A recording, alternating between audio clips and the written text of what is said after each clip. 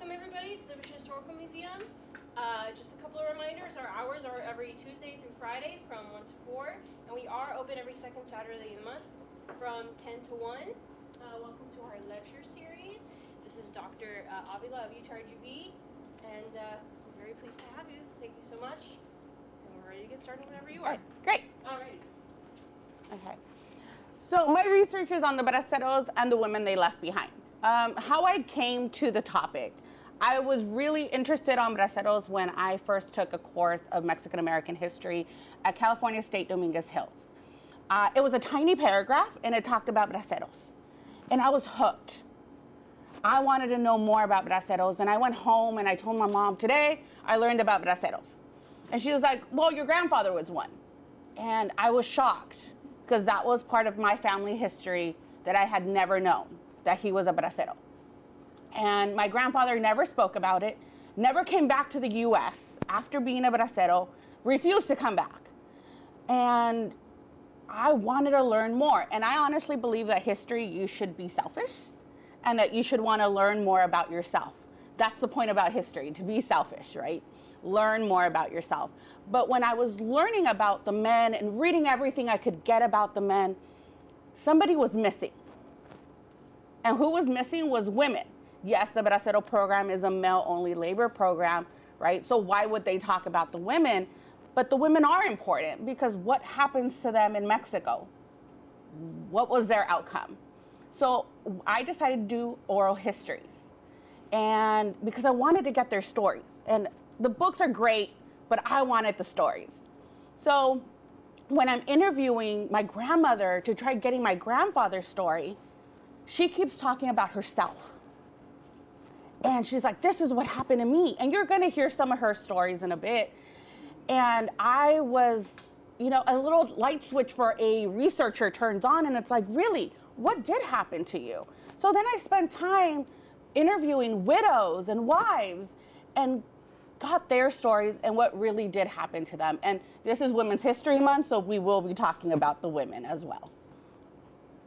So the bracero program started on August 4th, 1942. How it began is that men had to get permission from their municipos in their towns, and then they would go to Mexico City. When they arrived to Mexico City, this is pretty much what the lines would look like. And in Mexico City, they would do health checks to make sure that they were healthy enough to go to El Centro, which was the border here between the United States and Mexico. Once they were deemed healthy enough, keep in mind, full health checks, making sure they didn't have tuberculosis, making sure they had their vaccines, making sure that at least if they were making the trip from Mexico City to the border, it was because the men were actually going to be able to work, right? Mexico City wanted to say, hey, we're not gonna spend more money than you need to. This way, you are actually going to get a contract because you're healthy enough to work. Also, they would ensure that Mexican workers weren't close to the border and then just crossed it without a bracero contract. So this all happens in Mexico City. We do our health checks. We're deemed healthy enough, and then we move to the processing centers in the border, which they call El Centro. In the processing centers in the border, the men would actually be there sometimes for weeks, even months, right? Most men only saved up enough money to be there for maybe a week. So unfortunately, there is stories of men eating newspapers because they ran out of money. Banana peels because they ran out of money. And some men talk about being there for months waiting for their numbers to be called. Some men talk about being there for days. It just depended on how much workers were needed. But once their numbers were called, men were brought into a room. And you guys can see the picture right here with men with their hands up. In that room, they would make sure that they could move their hands completely, kick their feet, and they would also have a rectal exam. I didn't include the nude pictures, but they would make them go all the way nude, and they would do a rectal exam, which many men were shocked about, and they called it el piquete. Secondly, after they passed this exam, they would go into being fumigated. Mexicans were believed to be dirty, so they needed to be fumigated. They were fumigated with DDT. DDT became illegal in the United States in 1972 because it causes cancer. It is directly put into their bodies. You can see right here in this picture, it's being put down his pants. Once they were deemed healthy and they had all their processings, had vaccines, and everything done that they had done in Mexico City done all over again to them, they would get their contracts. Now, most workers were grabbed by the arms to make sure that they had enough, they had muscles. They were inspected by their hands because you had to have callus to be working out in the fields, right? To have that. So then they would sign their contracts. Now, most of them said that they negotiated in hand signals because, the farmer spoke in English, they spoke in Spanish, so they would do like hand signals for work. Once they agreed and became contract workers, they were put on buses, trucks, and sent out to 22 different states in the United States. Texas is added into the program in 1947. But they get their contract labor and then they go off to the farms. Now, why do men do this? They did it for paychecks. They did it because the idea of making dollars over pesos. And we can keep in mind that the contracts made it that the farmers had to pay for room and board, food, transportation. And I want you guys to take a look at one of the pictures up here. Let me see if my little, I don't know if I can, okay, well, the top picture on the right here, your right, my left, says blanket is $5.75. Insurance, 36 cents. Board, $3.26. So keep in mind, their contract said that the farmers would pay for all this, yet they were seeing these deductions. There's another one right here where board is $10, because I guess it includes everything. They would sleep in barracks. Sometimes they would say that they would have apartments. Sometimes they would be barracks. This is a barrack that would fit about 200 to 300 men. Sometimes they don't have running water, sometimes they do. Some men talk about they didn't have showers, so what they would do is fill up buckets with water, keep them out in the sun to warm up, and then they would take a shower when they came back with the heated water from the sun. Other men talked about how they had no bathrooms, so they had to dig their own holes to create a bathroom. Now, this is not the reality for everybody. Sometimes they did have running water and the room and boards were livable. But for the most part, men talk about that they all experienced at least one bad location where they had to dig holes, where they were in a barracks with no air conditioning or air with 200 to 300 men. Sometimes the ranch owner or the farmer would actually sell them food. Keep in mind, he's supposed to provide that. Here's the visa that we're all fighting for. Now, as men are making their money and are working 16 to 18 hours a day, with Sunday being an optional day off, the idea of making dollars is great. However, we are going to see these exemptions, which are going to minimize their paychecks. There is paychecks for 1 cent. I've seen a paycheck for a penny. I didn't include it in the slide, but I do have it. 1 cent. He worked an entire week and made 1 cent after all his deductions. But I've also seen pay stubs where $100 were sent to their family. And some men chose not to send their money because they were scared that the mail would be open and that their money wouldn't make it to their family. So they would hold on to it. And keep in mind, these men were gone for 6 to 18 months. So the woman had to figure out what to do in those 6 to 18 months where no money was coming. So what about the women? The idea about it making it a male-only labor program was the idea that the Mexican family would stay behind, meaning that worker would go back to his homeland instead of staying in the United States permanently. That was the idea behind the program. But one thing that the Mexican government never asked themselves was, what's going to happen to the women? How are they going to change? They talked to the men and said, you know what, your women will stay behind.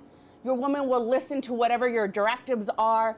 Don't worry, the family is safe with your wife. But they didn't say, hey, your wife is now mom and dad. She's the provider. How is she going to change? Because ladies, if they leave you in charge, it's very hard to put you back in a box.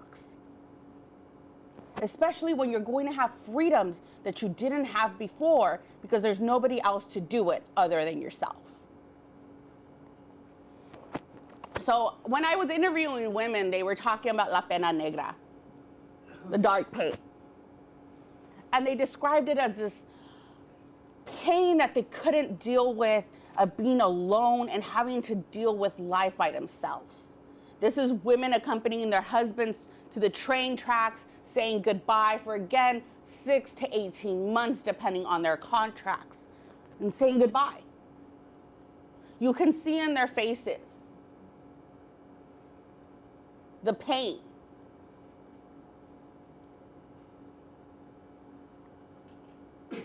Now, most women, I'm going to describe to you, women worked in either networks or by themselves. Women that had family networks, had connections, had safety. I'm going to introduce you to Natividad Yanez, whose husband gave her directives of what she needed to do even while sleeping. Her husband told her that to sleep, she had to go to her father-in-law's home to sleep there so nobody would say anything about her virtue. Because you only have sex at night, right? That idea.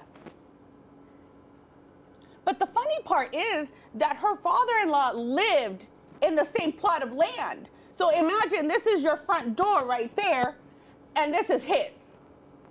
It's just a walkway away.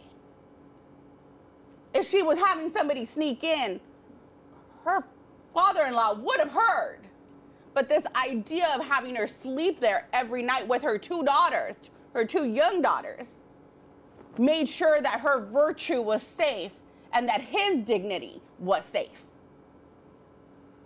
Also, what she would do with her sisters is that every day they switched off to a different home.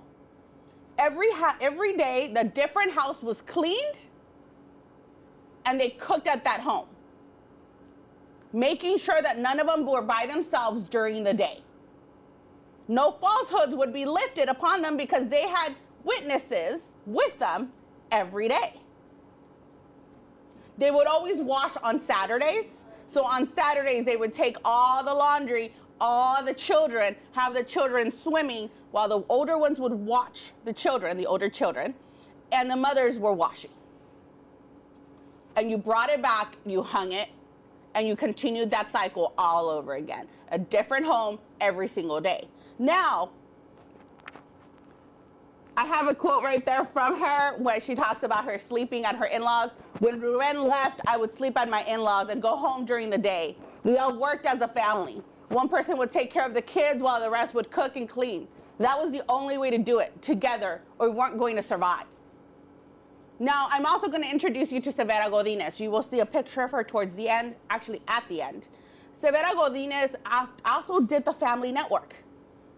She had the sisters that she went to work every single day at a different home to clean, cook, and made sure that her honor was never judged. However, she said that she couldn't do that on the day she had to go to the tianguis. She's like, there's just certain things you couldn't buy at the local shop. I'd have to go to the town over on bus and go buy supplies there. She's like, I had 12 kids. 12. She's like, I had 12 kids. Do you know how hard it is to travel on bus with 12 children? And I told her, I was like, no, I don't, and I never want to know. And she said, so she's like, I would leave the oldest in charge of the younger children, and I would go to the town over. I'm like, by yourself? And she's like, yeah, by myself. She's like, I didn't think much of it. She's like, I had things I needed to buy, and that's what I'm gonna go do. So she would go and buy her stuff and come back. She's like, nobody said anything to me until her brother-in-law saw her in the town over when he was home from being a bracero. Didn't say anything to her. But as soon as her husband came back, during a family dinner of welcome back, he said it, your wife was out in the street of the town over doing God knows what with God knows who, unsupervised. Her husband flipped the table and told her she is never allowed to go outside of the home by herself, unaccompanied, and who the hell did she think she was? And I asked her, what did you do? She's like, I would take 4 of the kids with me. She's like, that way I was not by myself. But she's like, I still had to go out of the home to do these things. She's like, again, she's like, there's things I can't buy locally. So what am I going to do? Go out and buy them. Now, there are going to be women who are going to be alone. They're not going to have that family connection. And I'm going to have you read, I'll read it to you. I was with my 3-year-old son, and Ramiro was going to rape me at gunpoint. I was lucky that Roberto was riding along and stopped it before it happened. But Ramiro tried again. He tried getting into my house. I did not have anyone to protect me. Modesta Gonzalez Cortez. Those are some of the realities. And let me explain to you the impact that it has had on Modesta. When I went to go interview Modesta, Modesta's fence, it's a metal fence. It's about 8 feet tall. She had it padlocked with a big chain. So she had it locked, plus a big chain around it, locked. And I went and I knocked on her door, on her fence, and I told her, I'm like, hi, I'm here to interview you. I introduced myself. I told her I was Natividad's granddaughter, and if she could open the door for me. And she said, go get your aunt, because I'm not letting you in. I said, okay. So there I go get my aunt, who vouched for me. And she said, okay, I will be right back. She had her key to her yard locked, hidden in her yard somewhere. She went, unlocked it, let me in, then padlocked me back into her yard. Yes, it's like a scene of a scary movie, right? I'm getting padlocked into her yard. Then she unlocks her front door, who is also locked. And if you notice, the Mexican windows kind of open up and they have the little openings. She also padlocks me into her house. And she puts the key around her neck. And I begin the interview. Now, she never says that she's raped. I want to point that out. But at least the trauma that happened to her is still visible if you're padlocking people into your home. Again, she never admits to being raped. Now, Modesta married under what her family seen somebody beneath her.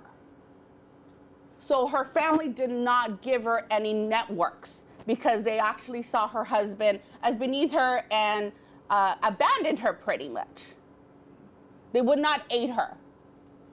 So she said that she would clean homes in the beginning, but she's like, soon after, people ran out of money because men weren't sending any money, and they couldn't pay me the 20 pesos a week in order for me to keep cleaning their home. So I was like, what did you do? And she's like, I was lucky that my mom, in secret, gifted me a cow. So she's like, I was able to sell the milk of the cow for a little bit of money. And she's like, I would go to the cerro to pick fruit. So she would pick cactus, mangoes, anything that would grow. And she would bring it home. Now, she would do this on a regular basis. That people started learning her timetable of when she would go and when she would return. Hence why Ramiro was able to know exactly when she would be in the cerro, picking fruit and cactus, to attack her. So when he attacked her the first time, she said she was with her 3-year-old child, scared out of her mind, and she was lucky that Roberto came and stopped it. The second time was a week later when there was a storm and Ramiro tried banging on her window to let himself in. She's like, I was there with all my children. She's like, I had 4 kids and he's trying to get in. And she's like, all I remember is screaming at him to go away. I was like, did he get in? And she's like, no, luckily he didn't get in. Keep in mind that Ramiro was the godfather of her 3-year-old child. So they had to continue having relations and seeing each other throughout town. I asked her, did you tell your husband? And she's like, never, because I would have lost my husband forever if I would have told him. So no, she never told her husband what had happened. Another woman that I will introduce you to is Rosa. Rosa's husband was an alcoholic, and the entire town knew about it. She talks about how her husband got ready to leave as a bracero. And she's like, he left. But she's like, I honestly think he was just in the mountains or in the next town over drinking. Because she's like, I never saw $1. He really didn't like to work. So I don't believe that he actually went. And I was like, well, what did you do? And she's like, because you're saying that your husband never sent you money, never anything. And she's like, I had 2 daughters at the time. And at the time, she ends up having twin boys from him. But she ends up having 2 older daughters. And she's like, my 2 daughters actually got jobs.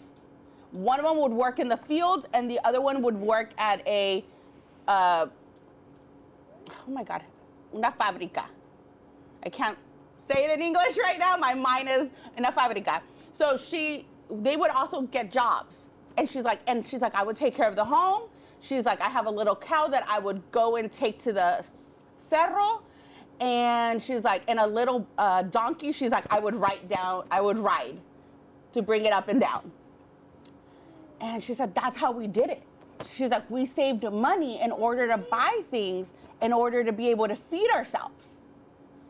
And I was like, what happened when your husband would come back? She's like, he would just show up with no money. And she's like, we let him in because this is his house. And I was his wife. And she's like, Mexican women were called escopetas because siempre estaban cargadas. That's the joke. They were like guns. They were always charged. Does that make sense to you guys? They're always pregnant after the man came back. So Rosa ends up pregnant with twin boys after the first or second time that he comes back. But she even says he came back for 3 months, took all me and my daughter's savings, and just disappeared. He didn't say I'm leaving. She's like, we went to work, we came back, and he was gone. So I told her, what did you guys do next? She's like, we did what we always did. She's like, we went back to work and we continued what we were doing. She's like, when he was gone, it was great.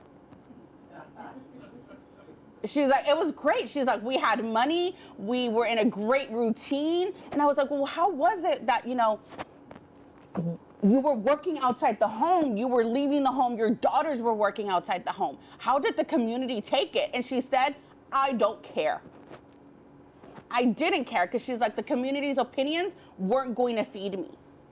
The way that they viewed me wasn't going to feed my kids either. And I said, okay, that was a great answer, right? And then I asked her, I was like, when was the next time he showed up? And she's like, he didn't show up again until the early 2000s. She's like, I thought he disappeared or he passed away. He didn't come back into the early 2000s when he had had a stroke and he showed up to her door and said, take care of me.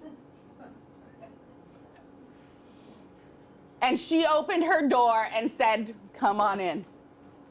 And I looked at her and I was like, I'm sorry, you are better than I am. And she's like, he is my husband. And this is his home.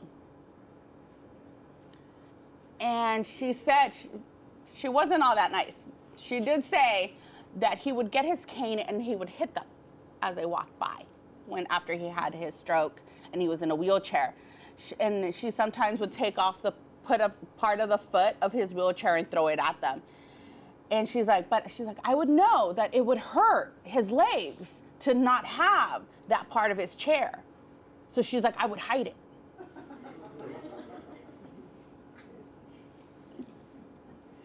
So I was a little proud there. I was a little proud. But he eventually passed away, and she said that when he passed away, she finally knew freedom. She finally knew freedom. Now, the relationship between men and women really do tell what the relationship or the experience of women are going to be. Husbands that were active with their wives and would send money and would come back had a better time, such as Natividad. Her husband would come back every 6 to 8 months. Ruben would come back. And he always brought back money. He always brought back toys for their children. Natividad talks about how he brought back plastic dolls to his daughters. And the plastic dolls that when they sat down, they would open and close their eyes. And they're like, their daughters were so happy that were running around the entire town. And he also brought back a radio, right? A beautiful part about a radio, we take it for granted, but imagine a life without your music.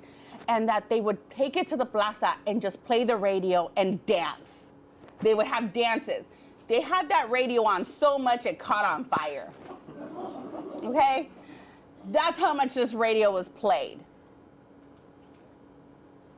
But they also talk about, clothing that they would bring back.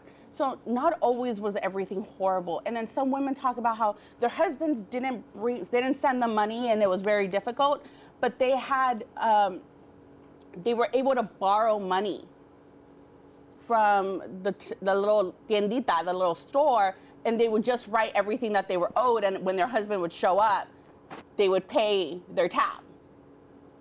So very much the experiences of women really has to do with how their relationship was with their husband prior to the Bracero program. And the better relationship you had, the better the program was. Now, I will say that there is divorce cases that do happen during this time. There's over 12,000 divorce cases, I want to say, in the 1950s. And most divorce cases are because women, quote unquote, abandon the home.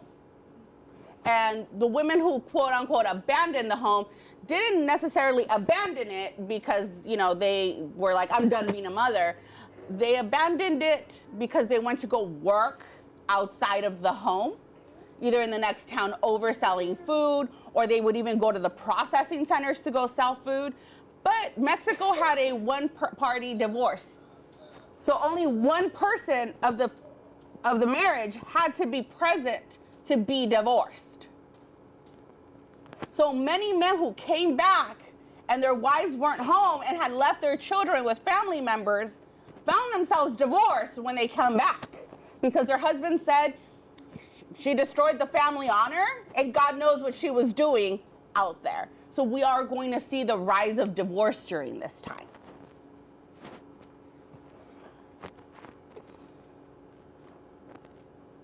Now, the legacy of the program is their children.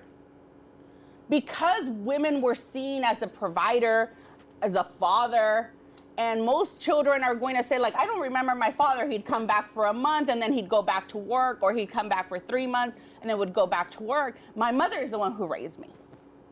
They would see a strong Mexican woman. A woman that could work outside the home, a woman that maintained their family, and the survival depended on her. So it normalized female labor outside of the home. That's why Bracero's daughters are mainly the people who are working in maquiladoras in the 90s. And we're going to see the normalization of the Mexican woman working. Thank you, guys. Any questions? Yes? You say that that sometimes the divorce would be or be caused by women, quote unquote, destroying the family honor. What was the implication of that? And can you go a little bit more into detail regarding that?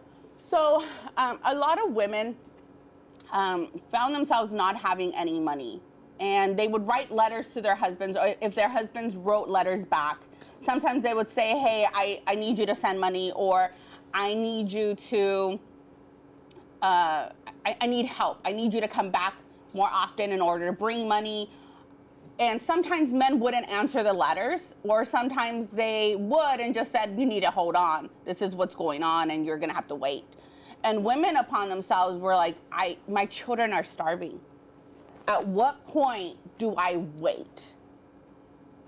So a lot of women are going to see it necessary to work outside the home. Now, most women are going to try being housekeepers in the beginning, but again, being a housekeeper for a lot of women in their towns that are going through the same thing, housekeeping is only going to take them so far until nobody can afford a housekeeper, which they pay 20 pesos a week for. So some women are going to start looking at factory work outside. Now, if you're competing with a whole bunch of other women that are in the same situation, jobs are going to become very scarce. So a lot of women are going to take that time to go sell food or create stands outside of the processing centers where they know it's going to be tons of different men coming every single day that might have money. And this is the way that they're going to make money. And then themselves would also stay away for about a month to 2 months, come back with that money, right? Because they have to be able to pay the travel back and forth. So they would be gone for a month to 2 months, send money orders to their families, deposit money in banks in order to sustain their children. Now, in the divorce cases, it says these women are sending money. However, them sending money doesn't make up for them being out of the home. This house of honor, this casa de honor, is destroyed because her presence outside of the home, doing God knows what, is more important than feeding the children. His honor is more important than feeding the children. I don't know if I answered your question. Thank you. Yes? So you mentioned that they communicated or they negotiated their contracts using hand signs and stuff. Do you really think they had any kind of leverage when it came to negotiating their contract? Not really. No, I don't think they had very much leverage. I think at that point, they just couldn't get paid less than 30 cents an hour. So I think it was, at this point, they spent weeks to even months. You're just happy to have a contract. They didn't really negotiate. What it was is making sure that you knew where you were going and that you knew where you were getting paid and that you were at least getting paid more than what you were making in Mexico. But it gave them the sense of negotiation. It's just a nice way of putting it. Yeah. Gotcha. Anybody? Yes. I'm so sorry. No, go ahead. It's interesting. You had also said that one of the women you had interviewed had said that, so she had lived with her father-in-law to avoid the judgment, versus another woman you had interviewed who didn't care about working.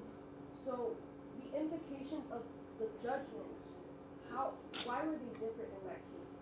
Because the women, it was dependent on the woman and if she cared, right?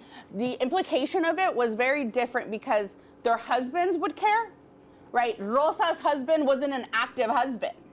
He wasn't there. And her idea was like, he beat her on a regular basis. So she's like, I'm going to get hit whether I work outside of the home or not. He's an alcoholic, whether I work outside of the home or not. One is my survival and the other one's appeasing him. I'd rather have my survival and the town can deal with it because they understood, they know who my husband is. They know how he is. And if they don't want to deal with it, that's on them. And Natividad, very much her husband is a pillar in the community. The family knows that, you know, he has his father-in-law there to take care of her because he's too old to work, that, you know, she has a family network. She doesn't need to be outside of the home doing these things because she has a male protector in the father-in-law to do these things outside of the home for her. So that's why they're viewed differently. because one has the network, the other one doesn't. Was there, what was the relationship with the armed services in that budget? Oh, no, that's their wedding picture. And because of the time period of the wedding picture, they very much like to take pictures looking like the armed service with their guns. That's their wedding picture, and that's them when he came back as a bracero. Well, do any of them go into the armed services? They do have to do some armed service in order to become a bracero, but it's a very short term. Yes. Did the term green cards come from the bracero? The term green card? Yeah. You got your green card. I wouldn't be able to answer that question. I'm not sure if it comes from the bracero program. That's actually a very good question that I do need to look at. And when did the bracero program end? In 1964. It was a program that happened for 22 years. Yes. And was that right when Cesar Chavez was doing? Yes. So the bracero program is actually, the end of the bracero program is what gives Cesar Chavez leverage. Because braceros weren't supposed to be used as replacement labor. Unfortunately, farmers did use them as replacement labor. Once you got rid of the bracero program, they didn't have that replacement labor, giving the UFW, Cesar Chavez, and the movement power, because you didn't have that easily available labor that would replace Mexican-American labor. I think I read once that they had said when they were doing the strikes, you know, when they would have grapes and this and that. The first thing we gotta do is get rid of the damn green cards. Yeah, then probably that's where it does come from. But I haven't heard it, at least used by braceros. They called it micas. So I haven't heard it, but I will research it, because that's actually very interesting. Yes. Well, I don't have a question, but I have a comment. Sure. I got my dad, who was a bracero Hi. in the 50s and 60s. He's about to be 92. I asked them to bring his card. It said, I was showing it to my friend here. ¿Qué decía la tarjeta?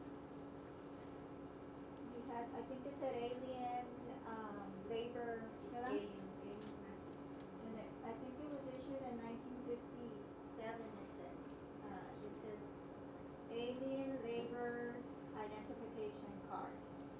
And he was like 24. This was Oh, hold on. Please hold on to that, because that is a treasure. Right, yeah, so I told him, get your card and bring it. Did your father collect his money?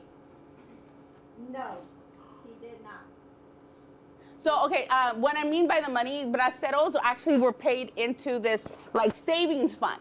So braceros paychecks also removed money for a savings fund that they were supposed to get when they came back. Meaning that if you spent all your money in the U.S., you would come back with some money. The unfortunate aspect is that when they collected the money, it just went into a bank account. They never, like, really wrote how much each person was paying into it. And it just kind of get lost in different banks. And in the early 2000s, braceros were actually out in the street protesting for their money, because a lot of them came to retirement age and said, hey, we paid in. Where's our money? And so the Mexican government with the U.S. government were sued, and the Mexican government, they kind of settled, and I think each bracero was getting about $5,000. He did not get it. Está hablando acerca del dinero. He's understanding part of it. Okay.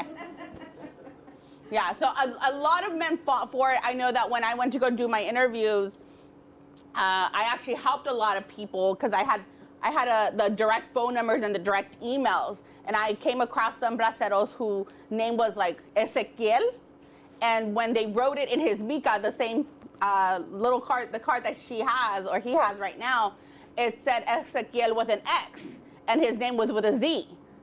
So he wasn't getting his money because of the misspelling. One email, and he said, he's like, I've hired lawyers, and lawyers say that, you know, they want to I need to pay them X amount of money to go to Mexico City to fix my paperwork. And I said, well, you know what? Let me send an email and take a picture of your Mica, and let me take a picture of your ID and send those in and have them, you know, see if that will fix it. Within 2 weeks, he had his money of me fixing that for him. So I do remember going that a lot of people, at least in Mexico, were having issues with lawyers taking advantage of something that was so simple as making a phone call and emailing. But keep that card, it is gold. Oh, he keeps it, yes. Or donate it to an archive. Now it's going to me. Okay, or donate it to an archive, please. I must save that. It is literal gold. I'm the only one interested. Yeah, no, and keep in mind, if you are really interested, there is a documentary on the Bracero program. I think it's called like Cosecha Triste, and it is on YouTube. It has English and Spanish subtitles. Anybody else? If not, thank you all for coming and listening. I appreciate you guys.